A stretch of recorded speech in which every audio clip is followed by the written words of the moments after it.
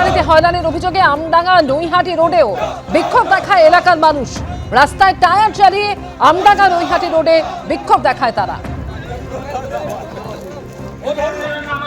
বিভিন্ন জায়গার ছবি আপনারা দেখছেন, মঙ্গলকোট, মগরাহাট, আমডাঙ্গা এবং অশোকনগর। এসআইআর এর শুনানির নামে হেনস্থার অভিযোগে জায়গায় জায়গায় বিক্ষোভ, পথ অবরোধ। অশোকনগরের শ্রীকৃষ্ণপুর, সেখানেও রাস্তায় টায়ার জ্বালিয়ে বিক্ষোভে সামিল হয় এলাকার মানুষ। প্রায় 2.5 ঘন্টা ধরে অবরোধ করে রাখে তারা স্থানীয় বাসিন্দারা। শুনানি কেন্দ্র হাবড়া 2 বিডিও অফিস গ্রাম থেকে প্রায় 15 কিলোমিটার দূরে এবং গ্রামেই শুনানির দাবি তুলে তারা এভাবেই বিক্ষোভ দেখায়।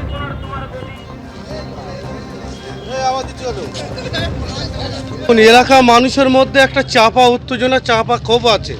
কারণ এই দারিয়াপুর এলাকায় 5,000 মানুষের বসবাস, যারা বৈধ ভোটার। একটা ভোটও রোহিঙ্গা না, একটা বাংলাদেশ থেকে আসেনি। এই ভোটার স্বাধীনতা সংগ্রামী আন্দোলনের সঙ্গে দারিয়াপুরের আমার দাদুর আমল থেকে তারা স্বাধীনতা সংগ্রামের আন্দোলনের সঙ্গে যুক্ত।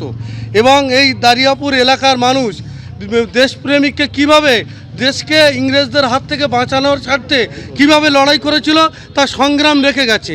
তাহলে আজকে দেশের জন্য এত লড়াই সংগ্রাম করার পরেও, আজকে আমার দাদু বা আমার বাবার বৈধ বসবাস করার পরেও এই গণেশ কুমার নির্বাচন কমিশনের সঙ্গে বিজেপির গোপন আতাতের ফলে আজকে আমাদের এই দারিয়াপুরের মানুষ চরম বিশৃঙ্খলা এবং হয়রানির শিকার হচ্ছে।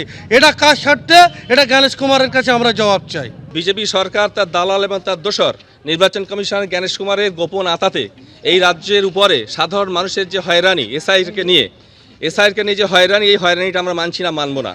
কারণ হচ্ছে আমরা এখানকার পুরাতন নাগরিক, বংশ পরস্পরে আমরা দাদুর আমল থেকে বসবাস করি।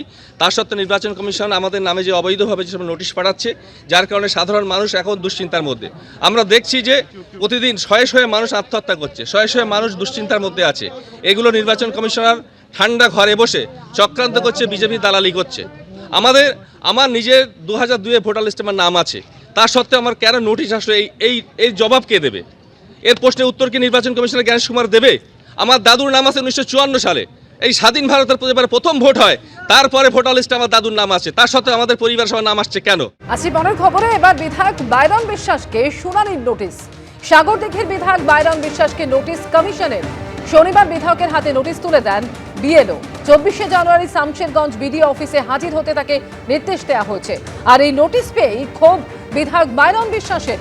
আমি জনপ্রতিনিধি, আমার সমস্ত নথি প্রশাসনের কাছে রয়েছে, তারপরও কেন নোটিশ দেওয়া হলো, এই প্রশ্ন তুলেছেন তিনি। 6 জনের বাবার নাম এখনই ডাকা হচ্ছে শুনানিতে। বাইরনরা 6 ভাই বোন, সেই কারণেই তলব করা হয়েছে বলে খবর কমিশন সূত্রে।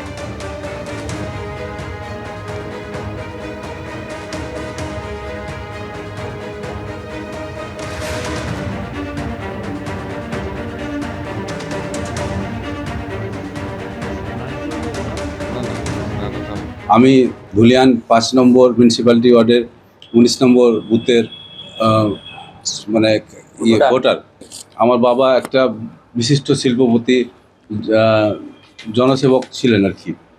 তো তা থাকা সত্ত্বেও আমাদের একটা বিশাল পরিচিতি পুরো পশ্চিমবাংলায়। তো আমি একটা বিধায়ক হিসাবে যদি নোটিশ পেতে পারি, তো সাধারণ লোকের কী অবস্থা হবে? তো এটা বিজেপির সম্পূর্ণ চক্রান্ত। এই চক্রান্ত ওরা সাকসেস করতে চাইছে। আগেই ওদের একটা টার্গেট দিয়ে দিয়েছিল যে প্রায় 1.5 কোটি ভোটার বাদ যাবে। ওটা নিয়ে এটা সম্পূর্ণ ফিল আপ করার চেষ্টা করছে। আমি বিধায়ক বাইরন বিশ্বাসের অফিসে এসেছিলাম ওনাকে হিয়ারিংয়ে নোটিশ দিতে। আমি 56 শামশেরগঞ্জ বিধানসভার 19 নম্বর পার্টের বিএলও। তো তিনি আমারই পার্টেরই একজন বাসিন্দা প্লাস ভোটার। সেই সূত্রে ওনাকে আমি বিএলও হিসাবে নোটিশটা দিতে এসেছিলাম। হ্যাঁ, উনি রিসিভ করেছেন। ওনার হিয়ারিং 24 তারিখ। এসআইআর শুনানিতে হেনস্থার অভিযোগে মঙ্গলকোটে ফের উত্তেজনা। টায়ার জ্বালিয়ে অবরোধ করে বিক্ষোভ দেখায় স্থানীয় মানুষ। মঙ্গলকোটের বটতলায় বাদশাহী সড়কে অবরোধ, বিক্ষোভের ছবি দেখতে পাচ্ছেন। প্রতিবাদ চলছে, চলবে। আরে নির্বাচন কমিশন তোমার গদি ছেড়ে বিজেপির ঝান্ডা ধরো, বন্দে মাতরম। আরে এসআইআরের বিরুদ্ধে এত ভণ্ডামি চলছে কেন? বিজেপি তুমি জবাব দাও।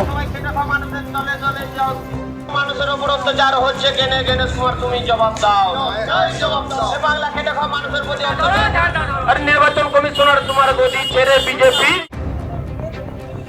শুধুমাত্র মঙ্গলকোটে নয়, মগরাহাটের ছবি দেখতে পাচ্ছেন এসআইআর এর নামে হয়রানির অভিযোগ তুলে সকাল 9:30 থেকে মগরাহাট পূর্ব বিধানসভার ধামুয়ার শালিকা বাজারে পথ অবরোধ করে বিক্ষোভে সামিল হন এলাকার মানুষ। বিক্ষোভকারীদের অভিযোগ, শুনানির নোটিশ দেখিয়ে অযথা বারবার ডাকা হচ্ছে, এতে সাধারণ মানুষ মানসিক চাপে পড়ছেন। তাদের দাবি, প্রশাসনিক আধিকারিকরা ঘটনাস্থলে এসে বিষয়টির স্পষ্ট ব্যাখ্যা দিন এবং হয়রানি বন্ধ করা হোক। অবরোধের জেরে ধামুয়া স্টেশন রোড সম্পূর্ণ অবরুদ্ধ হয়ে পড়ে।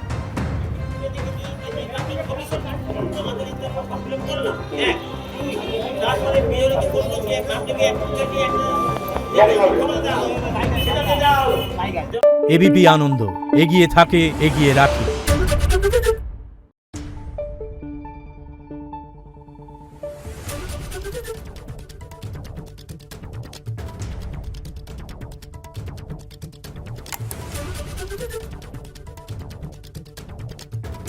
Thank you.